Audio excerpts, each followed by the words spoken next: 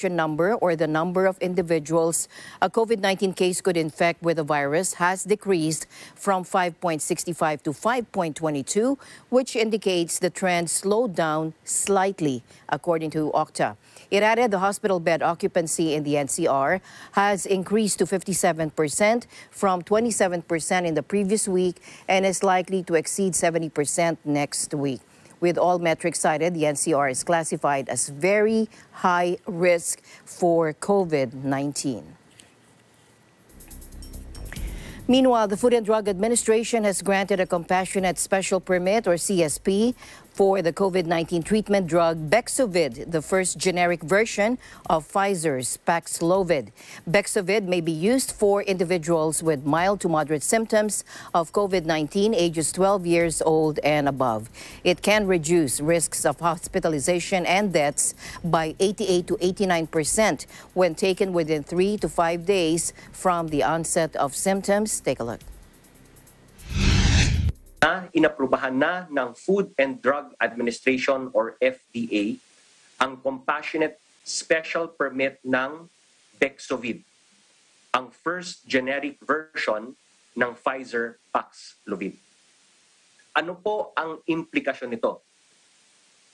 Magiging mas mura ang gamutan at ma-access ang gamot na ito sa DOH at government hospitals. Mapabawasan ng Bexovid ang risk ng hospitalization or death by 89% kung may bibigay sa pasyente sa loob ng unang 3 araw ng sintomas. At ito ay unang nakita po at na-examine at na-research doon sa Pfizer sa USA, at nakita nila sa data ho nila sa lahat ng mga pasyenteng nabigyan po nito, nag-reduce ang kanilang hospitalization and death to about 90%.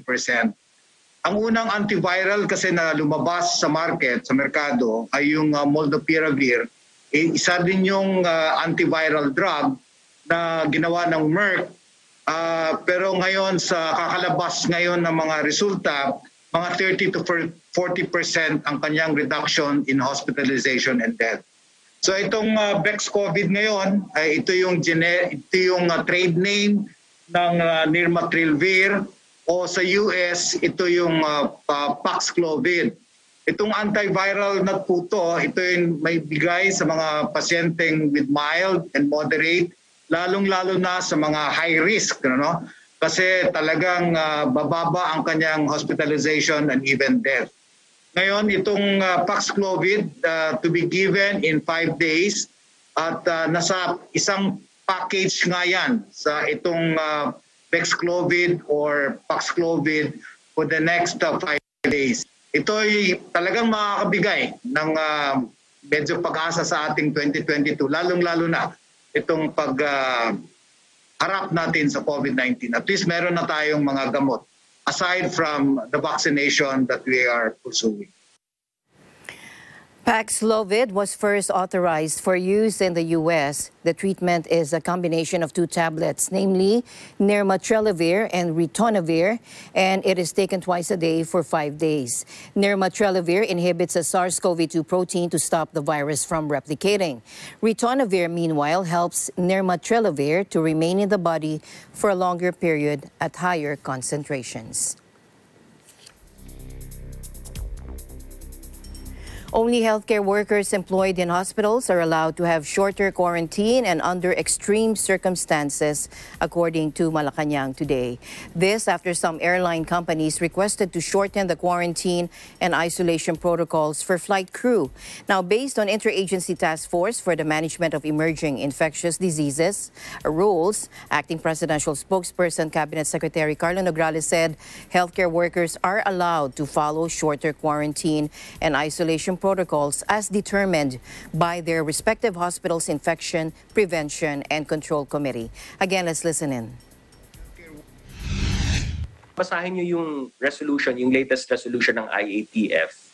Nakalagay po doon na, for instance, no, for those who are isolated dahil nga meron silang mild or asymptomatic na COVID. So meron tayong rules on number of days for isolation. no?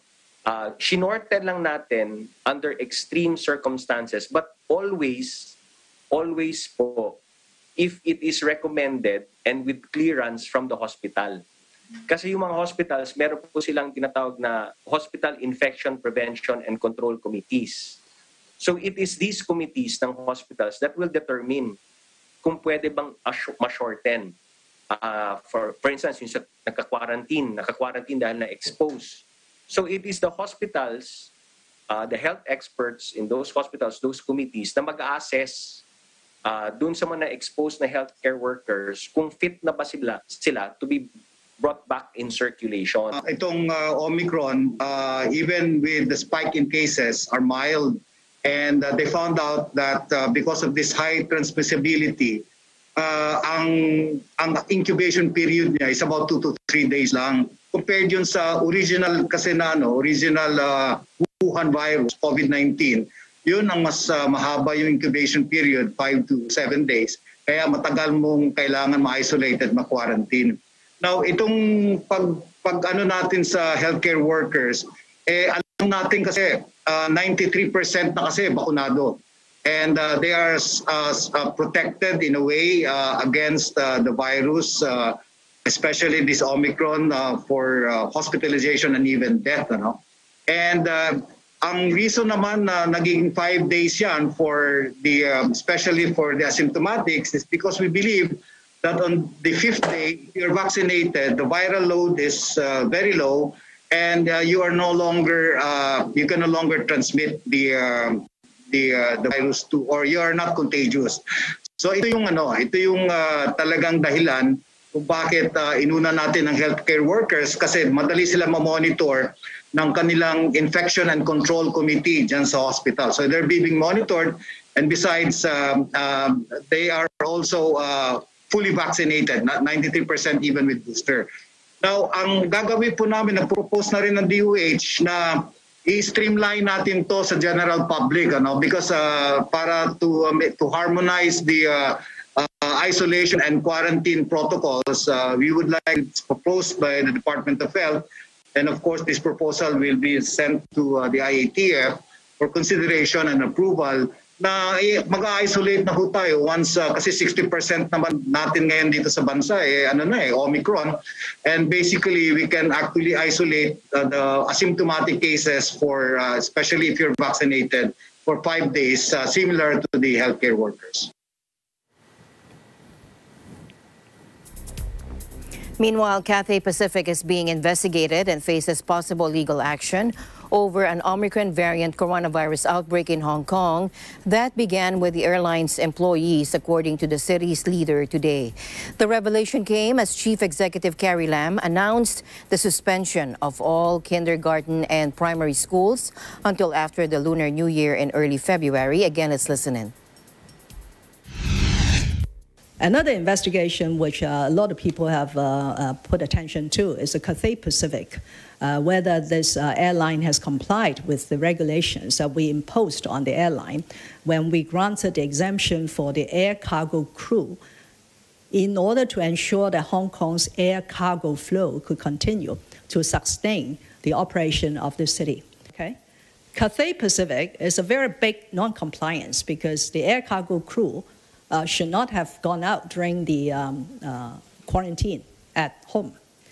And worse still, if we discover through full investigations that some crew of Cathay Pacific or some staff of Cathay Pacific should not have been traveling back on a cargo flight and enjoying this exemption, that would be a much bigger non-compliance. But this has to be put under full investigation. And we will take the legal action once we have the full evidence of what wrong it has gone into. Like China, Hong Kong maintains a strict zero-COVID strategy that has kept cases low, but largely cut the international finance hub off from both the mainland and the rest of the world for the last 2 years. A recent outbreak traced to Cathay air crew who breached home quarantine has sparked a dramatic tightening of already strict social distancing controls and travel restrictions, causing renewed anger among residents and businesses. The revelation piles new pressure on Cathay Pacific, which has been decimated by the pandemic and has no domestic market to fall back on in a city that used to be a major Asian transport and logistics hub. Cargo flights, the one area where the airline made some cash, have been slashed recently because new quarantine rules imposed on crew has left managers struggling to find enough pilots. Last month, AFP reported that Cathay pilots were leaving in droves. LAM's government is facing growing anger over there being no end in sight in zero COVID controls at a time when rival business hubs are learning to live with the virus. Meanwhile, 5 million residents of a central Chinese city were confined to their homes Tuesday, while another megacity shuttered all non-essential businesses as the country battles a spate of coronavirus outbreaks, including from the Omicron variant. Fast-spreading Omicron presents a fresh challenge. With 2 cases in Anyang, the newly locked down city in Henan province, linked to a growing infection cluster in the northern metropolis of Tianjin, some 400 kilometers away. Authorities in Anyang announced the lockdown late on Monday, issuing a notice ordering residents not to leave their homes or drive cars on the roads, according to Xinhua. Now, all non-essential businesses have been closed and a mass testing drive has been launched to respond to the severe epidemic control situation and strictly prevent the spread of the Omicron virus outbreak, according to Xinhua. There were 58 new local infections reported in Anyang, according to CCTV, bringing the city's total caseload to 84 since Saturday. The city had already restricted outbound travel, which local officials said was to ensure that the outbreak doesn't spill over into outside areas. At least 3 cities in Henan are battling emerging outbreaks, with provincial capital Zhengzhou's 13 million inhabitants inching closer to a full lockdown. Under current rules, schools and kindergartens have been closed, along with all non-essential businesses. And Beijing is on high alert as it prepares to host the Winter Olympics next month.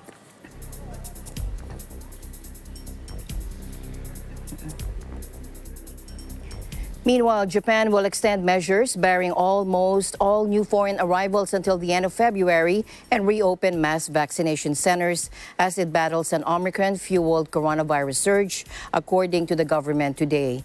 We will keep the current border control policy until the end of February while taking necessary measures from a humanitarian viewpoint and considering the national interest, according to Japanese Prime Minister Fumio Kishida. Local media said there would be some new exemptions for members of Japanese families as well as students studying in Japan, but there were no immediate details from officials. The government will also reopen large-scale vaccination centers run by the self-defense forces and ask local governments to reopen their own mass inoculation sites to accelerate booster shots, according to Kishida. Japan has imposed strict border control measures, such as quarantine and frequent testing on those entering the country from abroad. But despite those efforts, the Omicron variant has been circulating locally, and Japan is seeing a sharp rise in virus cases. The government has already approved new virus restrictions for 3 regions, and U.S. forces in Japan have barred troops from non-essential off-base trips for 2 weeks after clusters of cases emerged in the military and surrounding communities. Overall, Japan's infection rate remains comparatively low, with 8,249 cases reported nationwide on Sunday. But the numbers are rising, and the Sunday figure was among the highest levels since September. The country has recorded just over 18,400 deaths in the pandemic. And experts said Monday that an alleged hybrid coronavirus mutation dubbed Delta Cron, reportedly discovered in a Cyprus lab, is most likely the result of a lab contamination and not a new worrying variant. Cypriot media reported the discovery Saturday, describing it as having the genetic background of the Delta variant along with some of the mutations of Omicron. While it is possible for coronaviruses to genetically combine, it is rare, and scientists analyzing the discovery of the so-called Deltacron says it is unlikely. Tom Peacock, a virologist with the Infectious Diseases Department at Imperial College London, tweeted over the weekend, quote, "The Cypriot Deltacron sequences reported by several large media outlets look to be quite clearly contamination." Scientists are eager to battle a deluge of disinformation about COVID-19, much of it circulating online. Last week, unverified reports emerged of a flurona or flurone virus circulating, a combination of the flu and the coronavirus, which the World Health Organization dismissed Monday.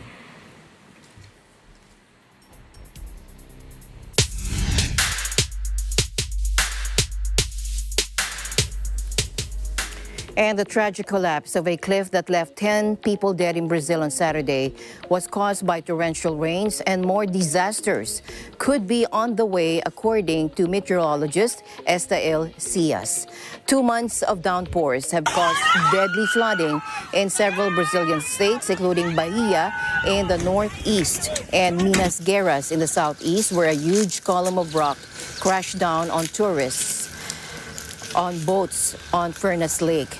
According to CS, who works for the state meteorology agency Metsul, global warming is provoking an ever greater number of natural disasters. He said there is certainly a relationship between the heavy rains and the cliff collapsing. It is a fact, he said, that the long and intense period of rains generated an infiltration of water in the rocks that caused the rocks to move and the fall of the cliff face. Several videos showed that minutes earlier there was a huge amount of rain falling down on the waterfalls in the region, putting great pressure on the rocks. Cia said heavy summer rains are caused by the South Atlantic Convergence Zone, or ZCAS, a phenomenon created by a humid corridor from the Amazon rainforest meeting a cold front from the south. And that generates large amounts of rain that result in frequent floods or landslides in several states. Another meteorological phenomenon called La Nina, which provokes a cooling of the Pacific Ocean, causing heavy rains in some parts of the world and drought in others, also contributes to an increased rainfall. Heavy rain is forecast for the next 10 days, and unfortunately, that could mean more disasters, according to CIAS. In other news, a 6.6 magnitude quake hit off the west coast of Cyprus early on Tuesday, according to the U.S. Geological Survey, but there were no immediate reports of casualties or damage. Let's listen to the mayor. Γύρω στις 3 το πρωί, ξημερώματα, ένας μεγάλος σεισμός, περίπου γύρω στα 6,4 ρίχτερ και με διάρκεια γύρω στα 20-25 δευτερόλεπτα. Είχε τερακουνήσει την περιοχή μας. Ήταν ένας πάρα πολύ δυνατός σεισμός. Δεν είμαστε συνηθισμένοι σε τέτοιους σεισμούς. Ο κόσμος έχει φοβηθεί. Όλοι είχαν ξυπνήσει και όλοι είχαν τρομοκρατηθεί. Ελπίζουμε να μην υπάρξει συνέχεια σε αυτόν να υπάρχουν οποιασδήποτε άλλες σεισμικές αναταράξεις. Ευτυχώς δεν υπήρχαν οποιασδήποτε ζημιές και υπάρχει ασφάλεια, δεν υπάρχουν οποιαδήποτε τραυματισμοί. The USGS said a strong and relatively shallow quake at 0107 GMT was centered 48 kilometers west-northwest of the town of Polis on the Mediterranean island. And the tremor was felt across Cyprus and around the region, with reports from as far away as Turkey, Israel, and Lebanon. It shook buildings in the capital Nicosia, 130 kilometers away, and some of those who were awake went out into the streets. The European Mediterranean Seismological Center measured the tremor at 6.5 magnitude at a depth of 51 kilometers, and Cyprus lies in a secondary earthquake-prone zone. But tremors of such magnitude are uncommon. The biggest quake in recent years was a magnitude 6.8 back in 1996, which killed 2 people in Paphos on the island's west coast. In 1953, a 6.3 magnitude quake killed 40 people and destroyed hundreds of homes, mostly in the Paphos region.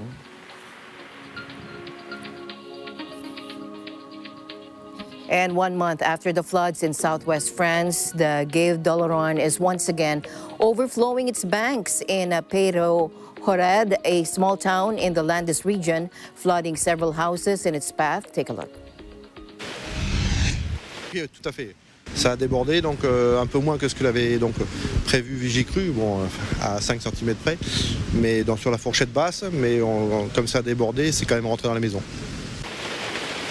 Meteo France predicts an episode of unusually heavy and sustained downpour. 3 departments are also under orange weather alerts for high river levels and is on an avalanche warning. Authorities said in areas affected by the rainfall, people should try to stay at home if possible, avoid driving, and make sure to keep away from bodies of water and bridges if they don't need to go out. Authorities also said it's advisable to move damageable possessions upstairs if you live near a river or other waterway and not to go down into the cellar or basement.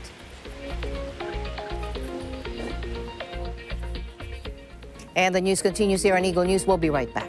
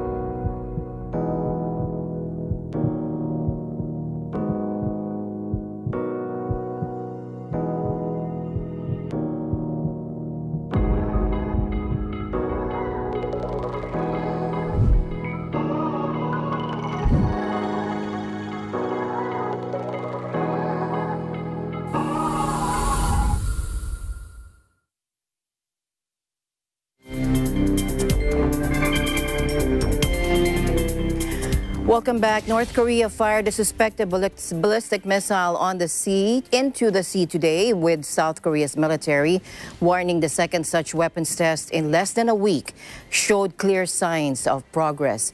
The South Korean military said the suspected ballistic missile launched Tuesday had reached hypersonic speeds, a sign of progress from last week's test.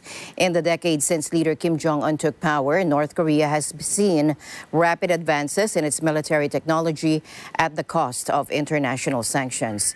U.S. Forces Korea said the test highlights the destabilizing impact of the DPRK's illicit weapons program, using the acronym of North Korea's official name.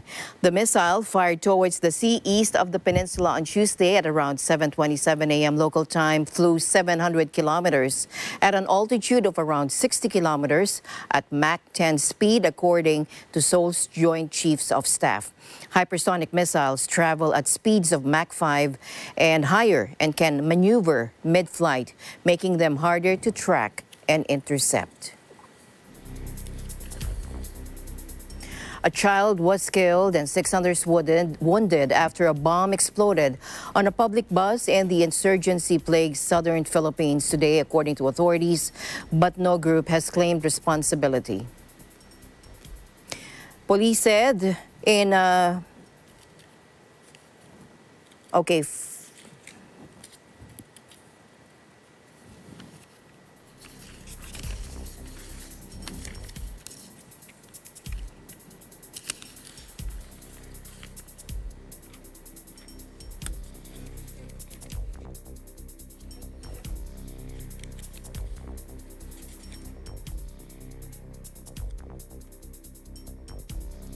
Police said the explosion happened as the bus was traveling along a highway near Cotabato City on Mindanao Island, a haven for multiple armed groups ranging from communist insurgents to Islamist militants.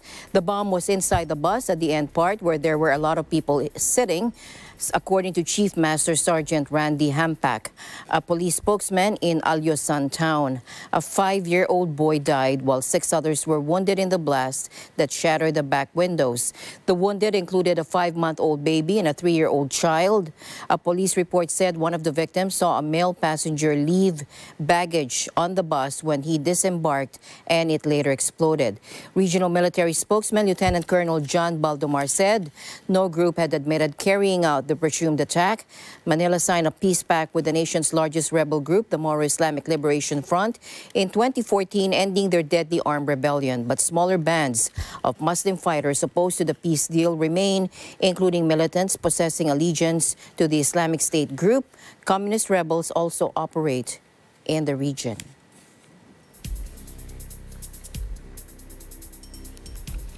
And a pilot was pulled to safety from his downed plane seconds before it was smashed to pieces by a speeding train in California, according to police. Now take a look.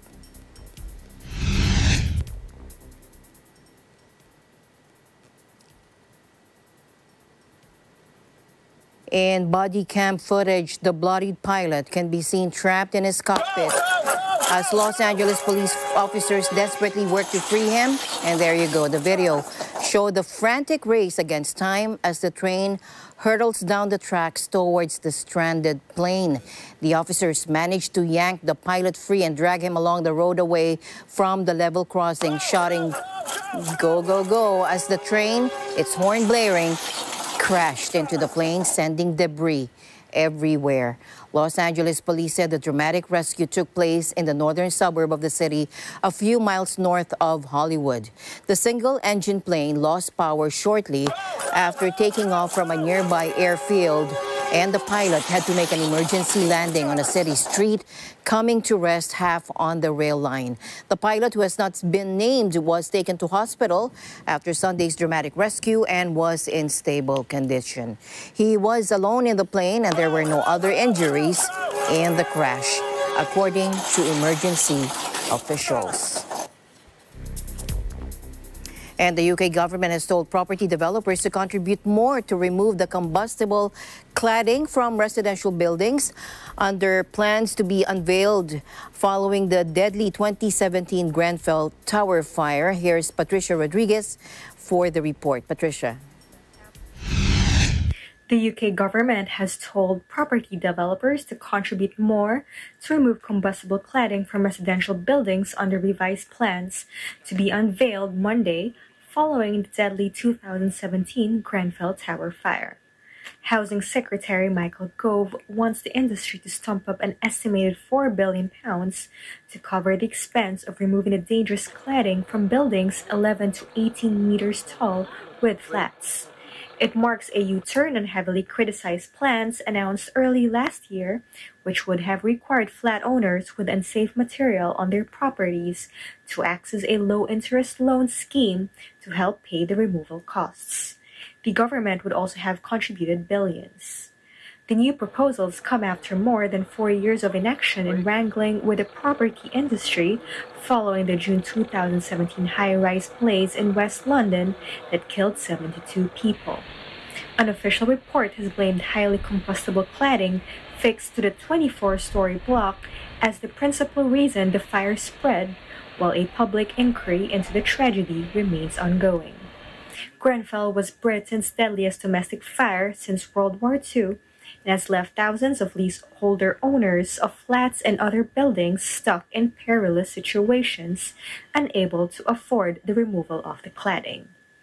In a letter to the industry revealed Monday, Gove demanded developers and other firms involved to provide a fully funded plan of action to fix their situations by early March. The minister, who took over the housing brief last September, warned he was prepared to take all steps necessary to fix the broken system. Let's listen in. No, there are still a small number of high-rise buildings with dangerous and unsafe cladding, which have to be fixed. Secondly, we know that those who manufactured dangerous products and developed dangerous buildings have faced inadequate accountability so far and shown insufficient contrition. We also need to ensure that we take a proportionate approach in building assessments overall. There are too many buildings today which are declared unsafe, and there are too many who've been seeking to profit from that current crisis. And fourth and most importantly, leaseholders are shouldering a desperately unfair burden. To those who missold dangerous products like cladding or insulation, to those who cut corners to save cash as they developed or refurbished people's homes, and to those who sought to profiteer from the consequences of the Grenfell tragedy, we are coming for you. I have established a dedicated team in my department to expose and pursue those responsible. Reporting from London, United Kingdom, I'm Patricia Rodriguez. We live in interesting times. And the United States today called the prison sentence for Myanmar's ousted civilian leader Aung San Suu Kyi an affront to justice and renewed a call for her release. Take a look. The Burmese military's regime unjust arrests, conviction and sentencing of Aung San Suu Kyi is an affront to justice and the rule of law. We call on the regime to immediate release Aung San Suu Kyi and all those unjustly detained, including other democratically elected leaders.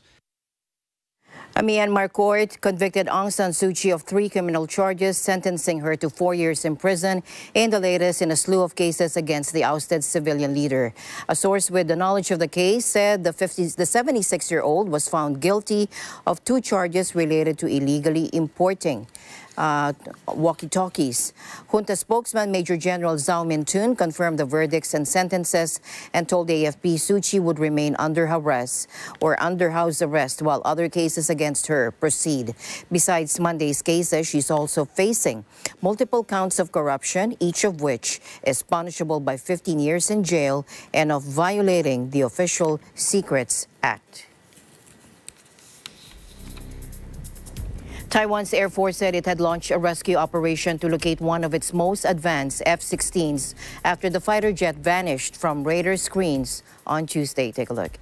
The jet disappeared around half an hour after taking off for a routine training flight from a base in the southern city of Chiayi, according to the Air Force in a statement.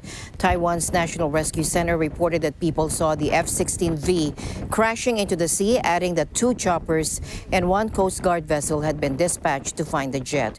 President Tsai Ing-wen has ordered an all-out rescue effort and asked for clarity around the cause of the incident. The F-16V is an upgraded and much more sophisticated version of the island's other F-16 fighters, which dates back to the 1990s. The Air Force has suffered a string of fatal accidents in recent years as its jets are kept under growing pressure from China. Taiwan also has French-made Mirage jets and its own indigenous warplanes.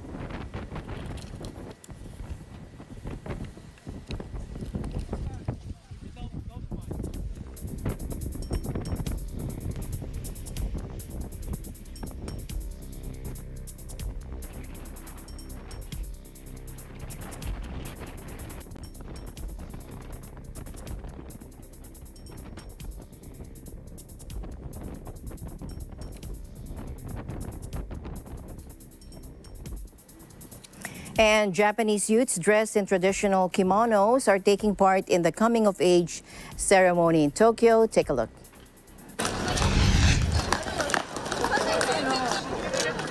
今ちょっとコロナが落ち着いてるっていうのもあるし、こういう時しか集まれないかなと思って来ました。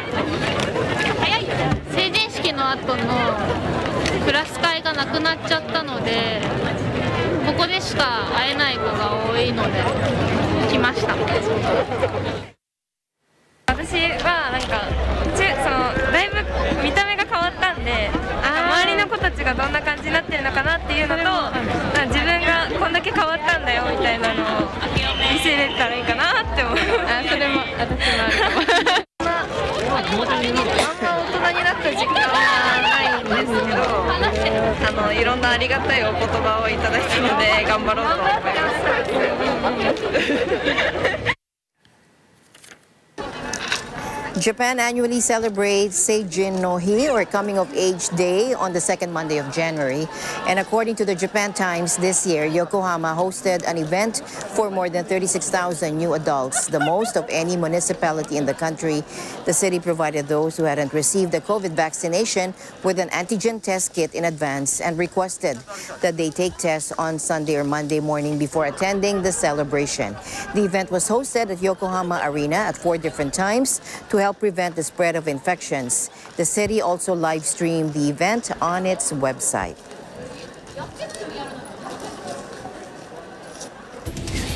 And the news continues here on Eagle News. We'll be right back.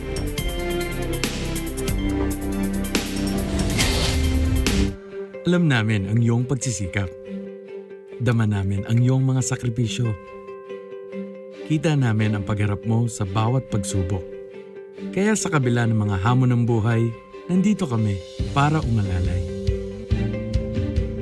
Kasi katulad mo, gusto rin namin ang magandang bukas para sa kanya. Hatid namin ang dekalidad na edukasyon at makabagong pasilidad sa abot kayang halaga. Kaya huwag ka na mangamba, sasamahan ka namin tuparin ang mga pangarap niya.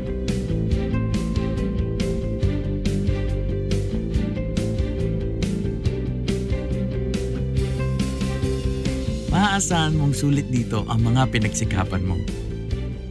Sa aming mga makabagong pasilidad at sistema ng edukasyon. Mailalabas natin ang aking talino at mga kakayahan niya.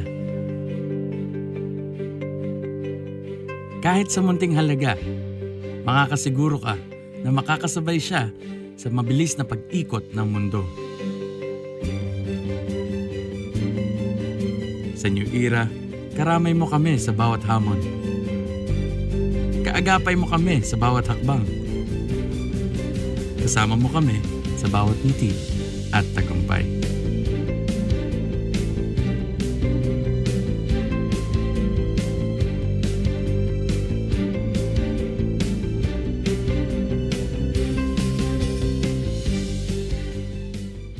Mula noon hanggang ngayon, gabay natin ang MTRCB ratings sa matalino at responsableng panonood.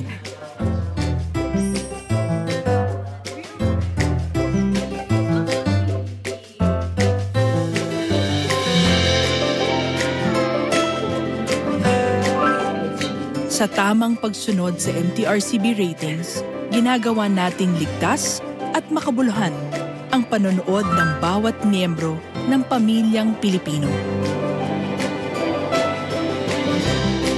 Lumipas man ang panahon, hanggang may pamilyang Pilipino, andyan ang MTRCB.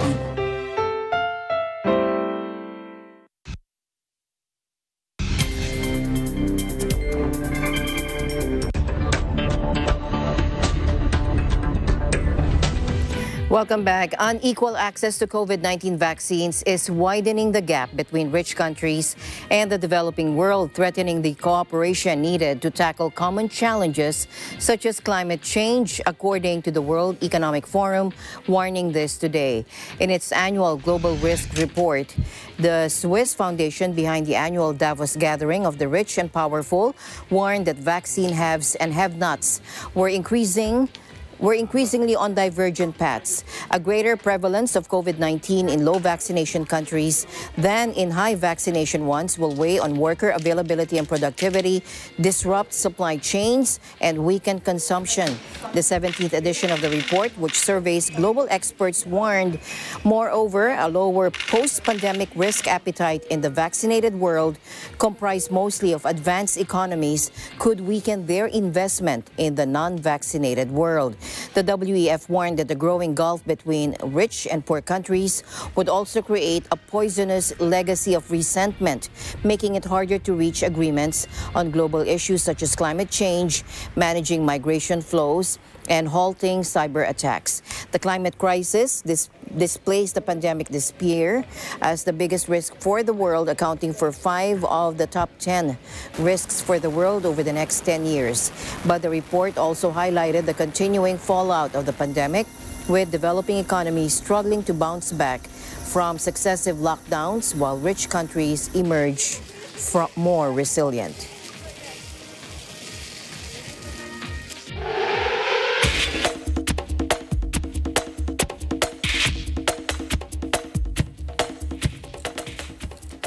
And tennis superstar Novak Djokovic trained at the Australian Open venue today for his attempt to win a record 21st Grand Slam, but his dream hung in the balance as the government pondered canceling his visa again. The world number one had scored a surprise courtroom victory the day before, overturning the Australian government's decision to cancel his visa on COVID-19 vaccination grounds. But the immigration minister said he may annul Djokovic's visa once more. The unvaccinated 34-year-old Serbian ace says he's now determined to stay in Melbourne and compete in the Australian Open, which starts in 6 days. The limited number of foreigners allowed into Australia must be fully vaccinated or have a medical exemption. And the government insists that a recent infection does not count as an exemption. Federal Circuit Court Judge Anthony Kelly dramatically reversed the visa decision Monday, ordering the cancellation be quashed, that the player be released immediately, and that the government pay his legal costs. But much of Australia's media said Tuesday doubts had emerged over the accuracy of Djokovic's travel declaration reportedly filled out before he flew in from Spain. A copy of his declaration showed a tick in the box to confirm he had not and would not travel in the 14 days before landing in Australia on January 5. But the player had reportedly been in Serbia before Spain. A spokesman for Immigration Minister Alex Hawke said he was considering whether to cancel Mr. Djokovic's visa by using his ministerial powers, but he would not comment further for legal reasons.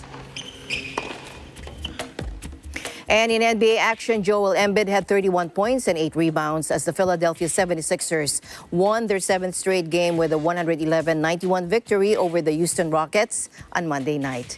Embiid recorded his 7th straight 30-point game. He also had 6 assists and made all 13 of his free throws in front of a crowd of 13,600 at Toyota Center Arena in Houston.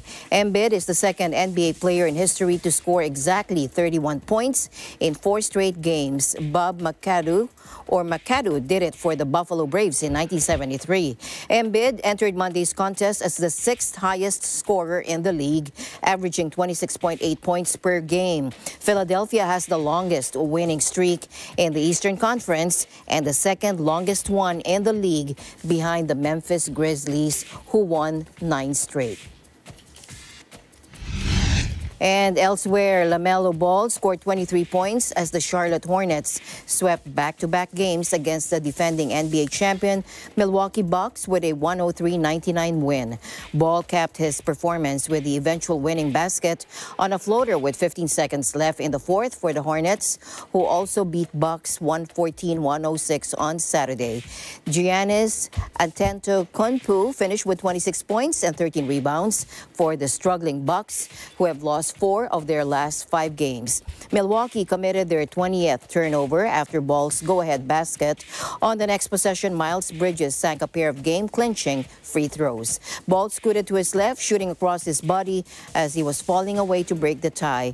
Terry Rozier delivered 27 points. Bridges finished with 17 points and 11 rebounds. And Gordon Hayward tallied 14 points as the Hornets won despite shooting just 13 of 44 shooting from three-point range. Chris Middleton helped pace the Bucks offense with 27 points and a game-high 11 assists. Jordan Nwora added 18 points and Wesley Matthews had 13 points. And we'll take a short break. Eagle News International, we'll be right back. Magandang dilag, puso ko iyong nabihan. Wala nang ninanais, ligaya kang labis. Oh, magandang dilag. Oh, magandang dilag. Hello po, ako po si Jay Ambales at may tutok pa rin akong isang letter sender ngayong linggo, January 16. Sa Letters and Music, 1 to 2 p.m. dito lang sa Net25. See you!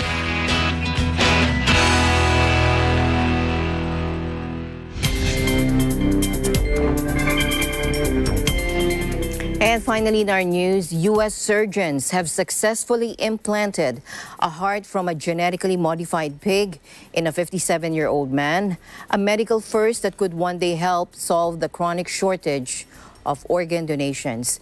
The historic procedure took place Friday. The University of Maryland Medical School said in a statement on Monday, while the patient's prognosis is far from certain, it represents a major milestone for animal to human transplantation. Take a look. He's awake. He is recovering and speaking to his caregivers, and we hope that the recovery that he is having now will continue. So the driver for all this was to provide an opportunity for patients with end-stage heart disease who couldn't either qualify or just didn't get a heart in time to treat their really poor heart function with a transplant. What everybody wants, right, is not to be limited simply by the supply of human organs for transplant. And, you know, a number of the organs can be treated, you know, and used in this way from an animal and can be commercialized basically as a drug, right?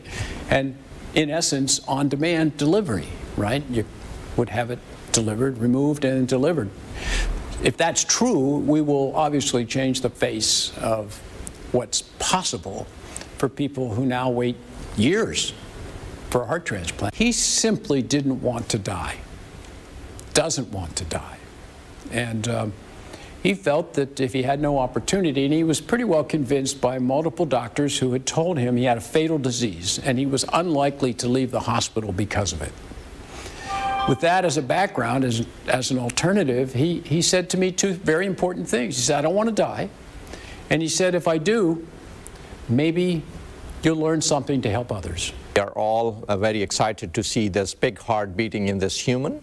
This big heart has performed so far very well, even beyond our expectations. We have not seen any signs of rejection. You know, it is a game changer because, you know, now we will have these organs readily available if this works, and you know, and I hope it will work. We'll have these organs available. We can, you know, we have the technique of genetically modifying. So if there are more tweaking required for modifying the genes, we will be able to do that, and you know, can you know, customize basically the heart for or the organ for the patient.